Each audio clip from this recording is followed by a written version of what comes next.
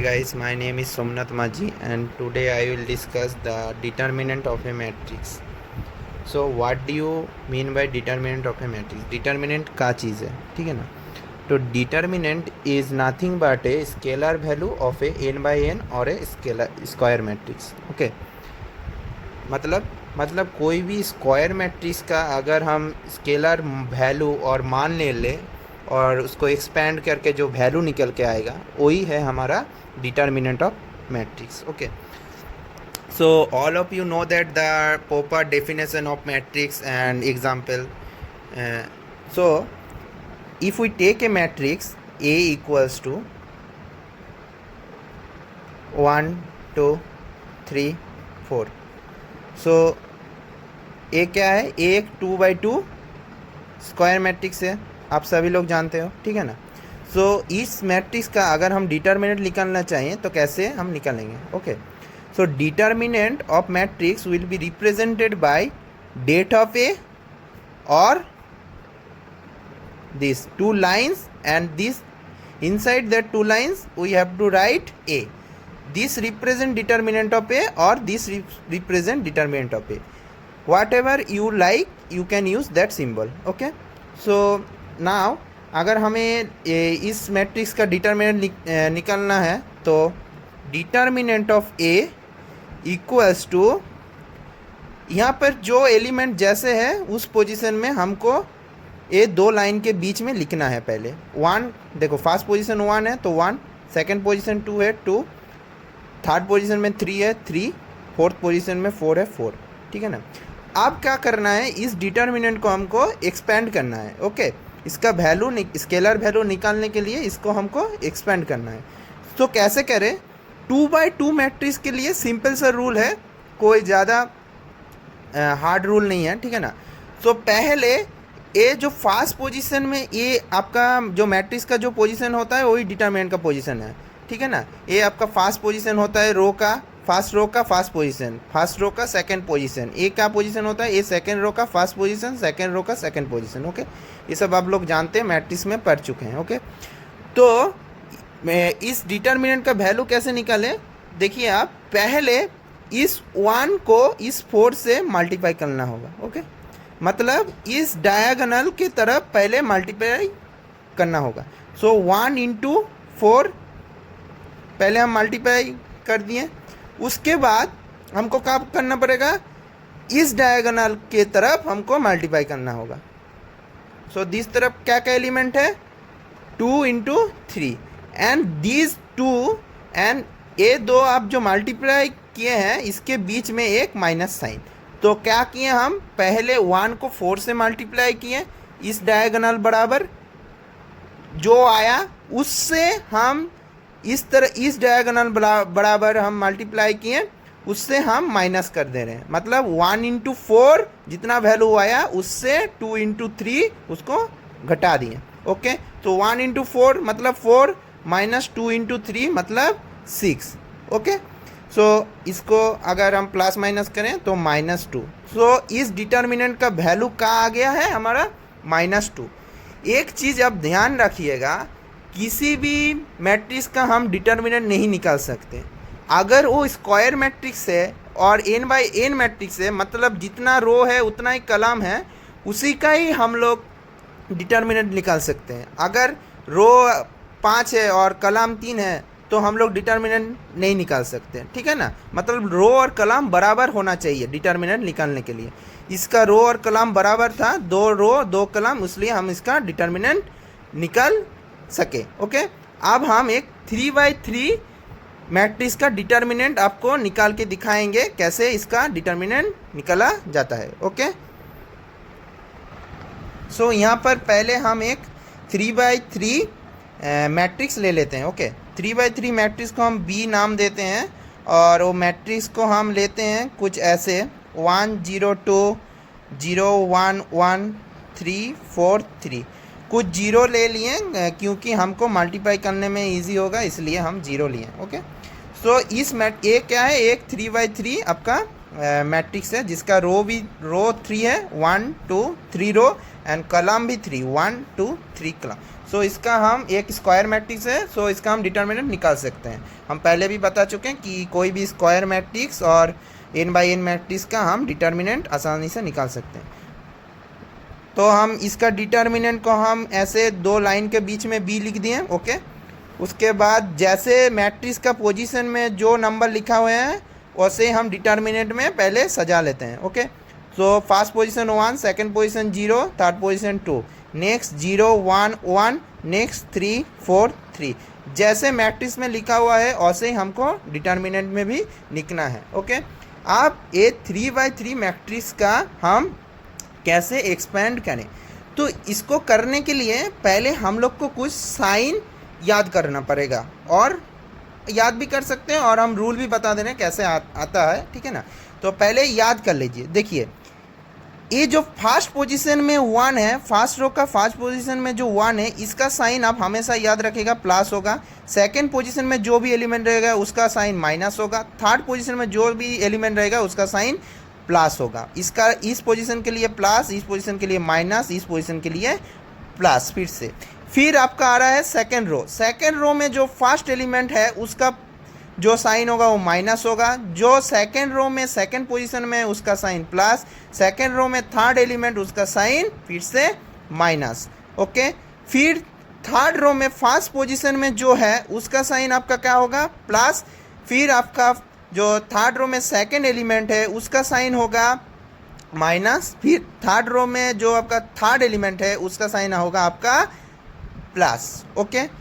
So sine क्या क्या आया, साइन जो आया यहाँ पर हम लिख रहे हैं, एक आपको जस्ट समझाने के लिए, plus minus plus minus plus minus plus minus plus, ये आपका साइन आया है, ठीक है ना। ये आपको याद करना है 3/3 मैट्रिक्स के लिए, ठीक है ना। ये आप याद कर लीजिएगा। अब कैसे ये साइन आ रहा है वो आप आपको समझा देना है, ठीक है ना।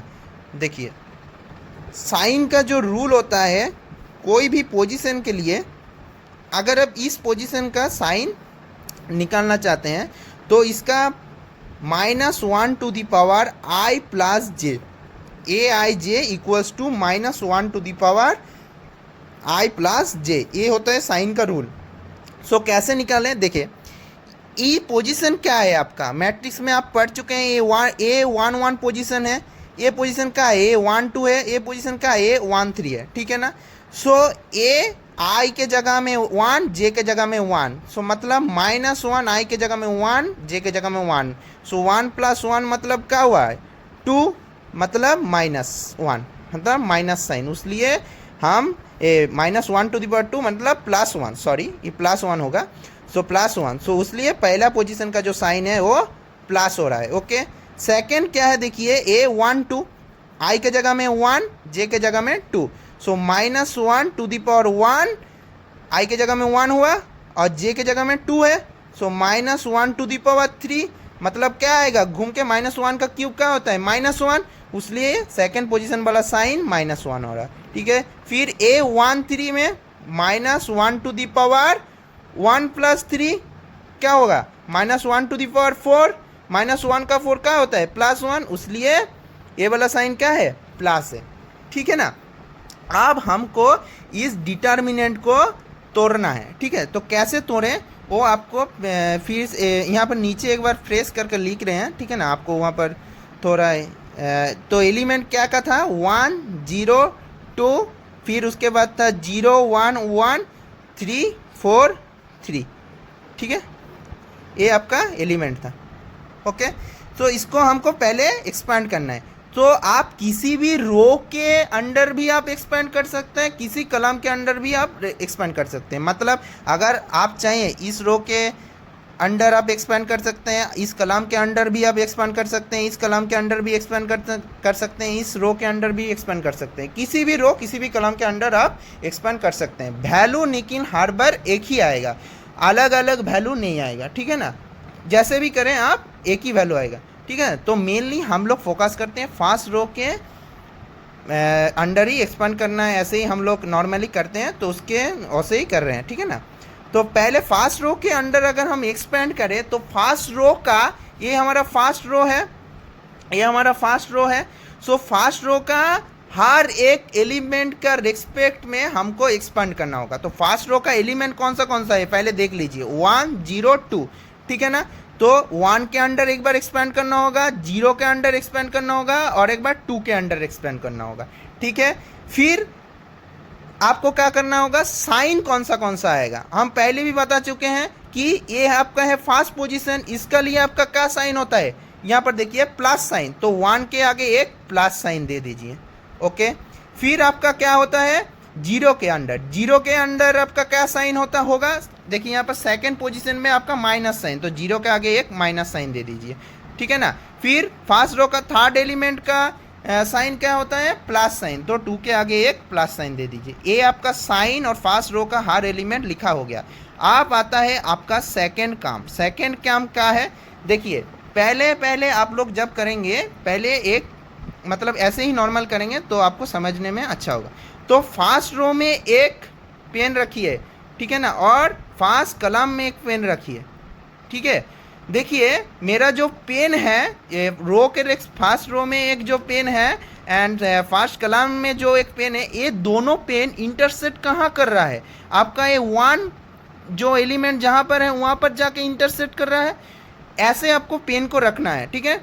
फिर आपका जो एलिमेंट बाकी पड़ा हुआ है, यहाँ पर पड़ा हुआ बाकी एलिमेंट कौन सा है, दिस 1 1 4 3, ठीक है ना। इसको अगर हम गार्ड कर दें, फिर 1 1 4 3 ये पड़ा हुआ है, तो इसको आप ऐसे डिटर्मिनेंट में लिखिए 1 1 4 3 हुआ।